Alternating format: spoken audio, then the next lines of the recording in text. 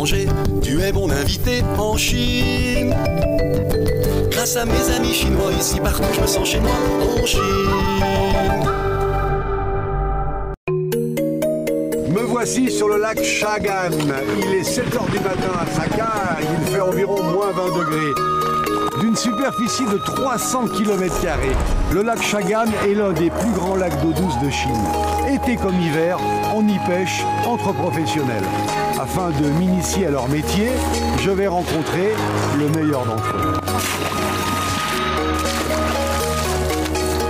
Bon, il n'y a pas de poisson, je vais aller voir moi-même. Non, je suis pas fou. Je vais aller chercher le plus grand des professionnels. Je vous présente Monsieur Chang. C'est le responsable de la pêche ici dans ce fameux lac Chagan. C'est un peu le roi des pêcheurs devant lequel on s'incline. Est-ce qu'on a une idée du nombre de poissons qui vivent dans ce lac?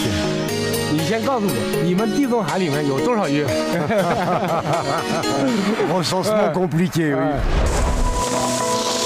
Depuis des millénaires, rien n'a changé ici. On ne pratique pas une pêche intensive, mais sélective. Manière de respecter l'environnement. Dans cette immensité glacée, il faut savoir où faire un trou, parce qu'évidemment, les poissons circulent. Eh bien, où faire un trou? Ici. Oui, parce que là, c'est une question de feeling. J'ai l'impression d'entendre les poissons dire « Olivier, je suis là, pêche-moi » Ah, c'est très physique, hein. Oh. Pour les pêcheurs du lac Chagan, il faut une certaine intelligence, une connaissance des lieux, liée indiscutablement à la force. Chang vient de nous expliquer cette stratégie de pêche, inspirée de l'art de la guerre de Sun Tzu, attaquer des deux côtés.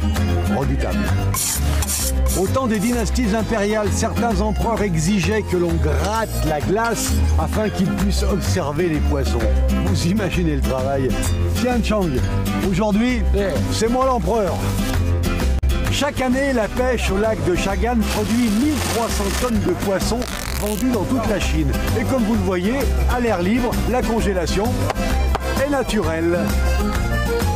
Il est frais mon poisson, qui en veut? Il est frais, il est même très très frais.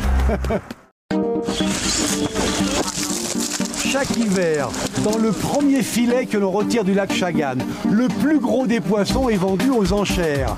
Mais c'est un symbole de chance et de puissance. Cette année, les 25 kilos de son poids ont été vendus 120 000 €. Oui, alors vous imaginez non seulement le prix par assiette, mais on espère bien sûr qu'il était particulièrement bon. Les conditions météorologiques sont souvent extrêmes. Alors il existe ces cabanes tractées par des chevaux pour servir de refuge aux pêcheurs qui en ont bien besoin. Ce filet ne fait pas moins de 2 km. Et il y a eu un record un jour. Quel est le record de pêche établi? J'ai bien compris. 150 tonnes en une seule prise avec ce filet. C'est le record établi. À force d'apprendre à cuisiner les délicieuses spécialités des différentes provinces chinoises, ici on commence à m'appeler Zushi, ce qui veut dire en chinois chef. Je vous présente Madame Li, artiste talentueuse dont les œuvres sont réalisées exclusivement en découpage.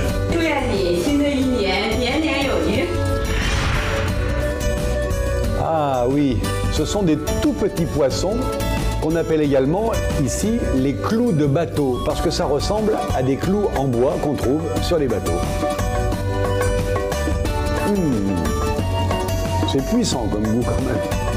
Et ici, dans cette région, on mange du poisson et encore du poisson. Au bout de quelques jours, je vais avoir des nageoires qui vont pousser dans le dos.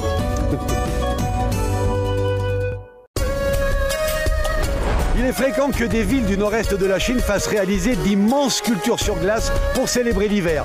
Mais le top du top, le summum du summum, c'est à Harbin, au Festival international de glace, où je vous donne rendez-vous dans la prochaine émission. Attention les yeux.